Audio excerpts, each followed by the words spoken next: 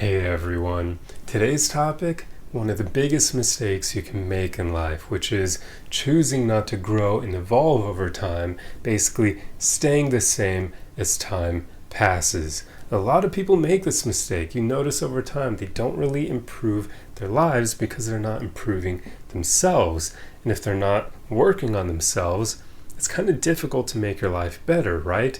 I would argue that if someone isn't actively working on themselves, if their life gets better, it quite often is due to sheer luck.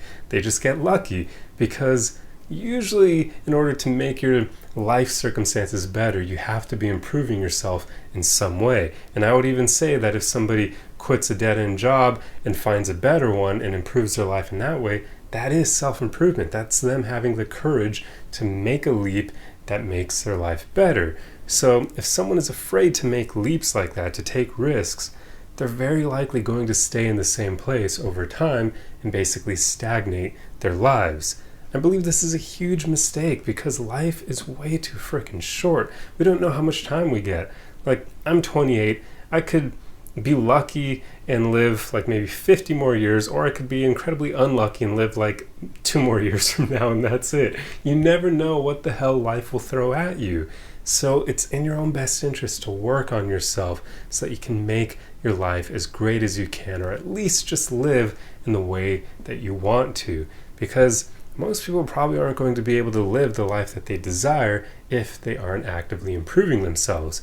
And even if you do create the life you desire, I would say you should never stop working on yourself. Like, don't think that if you're constantly trying to work on yourself, then it means you've never arrived. Don't fall into that mistake mentality either, because that's not good. What you want to do is know that you can always be better, but also be grateful for how far you've already made it. This is how you should go through life. Because there's that trap mentality if you get too kind of hooked into the self-improvement or personal development world where you can feel like you're never good enough. But that's not true. So definitely take the time to periodically stop, look back at how far you've come and how much progress you've made, not even in terms of just your personal goals that you've reached, but also how you've improved yourself, and then be grateful for that progress. Give yourself a pat on the back and say, holy crap, maybe 5 years ago, this one specific behavior that people do used to trigger me, but now it doesn't anymore. That's progress. That's something worth celebrating. So that's how you should go through life, constantly knowing you can always be better, but always being grateful for how far you've come and always celebrating the gains that you make along the journey. So yeah, it's a healthy balance, because it's kind of, you want to balance the two things, knowing you can become better, but also not falling into that trap mentality of thinking you're not good enough because of that mindset. So that's what you want to do. Just don't make the mistake of staying the same as time progresses. And I don't even mean staying the same as like who you are at the core, because there is an argument to be made that we don't really change all that much at the core. I've even begun to realize this. Like, the person I am today, I'm very different from who I was 10 years ago, sure, in many different ways. But at the core, I'm really not all that different.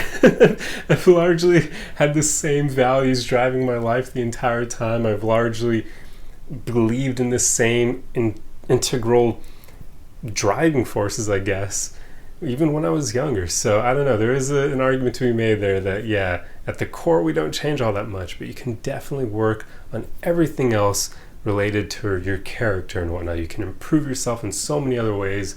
And I mean, you probably could improve yourself even at the core. That's just a lot more difficult to deal with. So yeah, I don't know. That'd be an interesting thing to study for sure, because, well, first off, you'd have to differentiate what it means to who you are at the core versus who you are overall. Yeah, I don't know.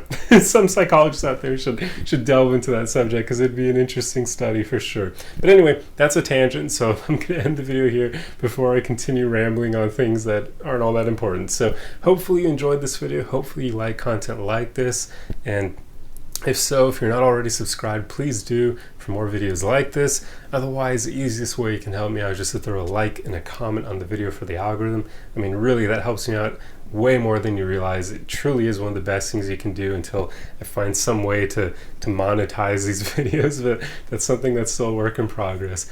But otherwise, I'll see you guys in the next video. Arrivederci!